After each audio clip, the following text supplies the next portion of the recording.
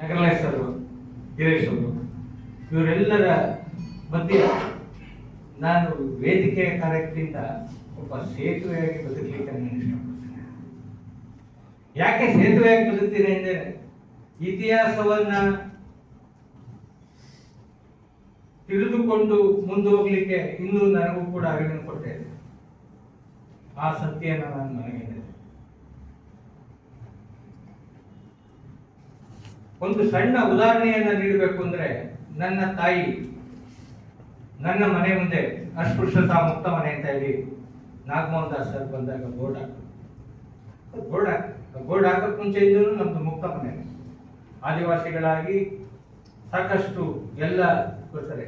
Nagamohan Das sir ಬಂದಾಗ ಎಲಿಯೂರು ಧನಂಜಯ್ ಮತ್ತೆ ಪೂರ್ಣಿಮಕ, ಲಕ್ಷ್ಮಣ ಹೊಸಕೋಟೆ, ಇಲಿಯಾಸ್ ಅಹಮದ್, ನಮ್ಮ ಪಾದ ತಿಮ್ಮಪ್ಪನವರು ಪಾಲಿಗೆ, ಕೋಟಪ್ಪನವರು, ಅದೇ ಎಲ್ಲರ ನಡುವೆ ನನ್ನ ತಾಯಿಯನ್ನ ಕೇಳಿದ್ರು, ಎಲ್ಲರನ್ನೂ ಮನೆಯೊಳಗೆ ಸೇರಿಸ್ಕೊಂಡಿದ್ದೀರಲ್ಲ ಅಂತ. ನಾವು ಮನುಷ್ಯರನ್ನು ಸೇರಿಸ್ಕೊಂಡಿದ್ದರು. ಆಗ ನನಗೆ ಮಾನವ ಹಕ್ಕುಗಳ ಕ್ಷೇತ್ರದಲ್ಲಿ ಕೆಲಸ ಮಾಡಿದ ನನಗೆ ಎಲ್ಲೋ ಒಂದು ಕಡೆ ಸಮಾಧಾನ ಅನ್ನೋದು ಎದ್ದು ಕಾಣ್ತದೆ.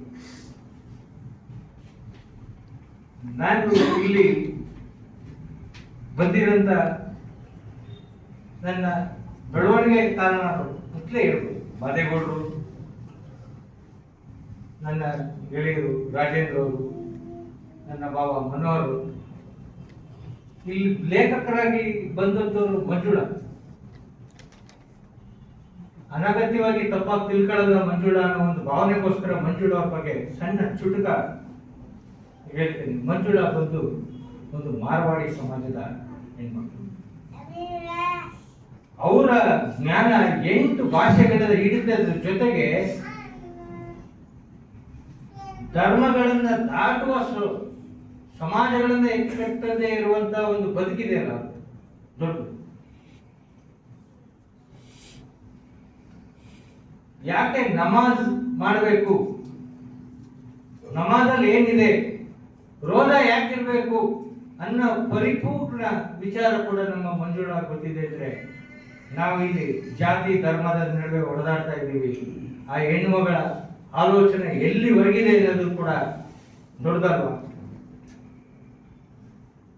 ಅದರ ಬೆನ್ನಿಂದನೇ ಈಗ ನಮ್ಮ ಪೂರ್ಣಿಮಕ ಕೋರ್ಟ್ನ ಶಿರಸ್ತಾರರು ಅವರ ಬದುಕಿನುದ್ದಕ್ಕೂ ಮಾತಿನಲ್ಲಿ ಯಾವ ಹಿಡಿತವನ್ನ ಹೊಂದಿರಬೇಕು, ಯಾಕೆ ಮಾತಾಡಬೇಕಾದ್ರೆ ಎಚ್ಚರದ ಮಾತುಗಳನ್ನಾಡಬೇಕು ಅಂತ ಭಾವನೆಗಳನ್ನ ಸಾಕಷ್ಟು ವರ್ಷಗಳಿಂದ ಕಲಿಸ್ಕೊಟ್ಟಂತ ತಾಯಿ.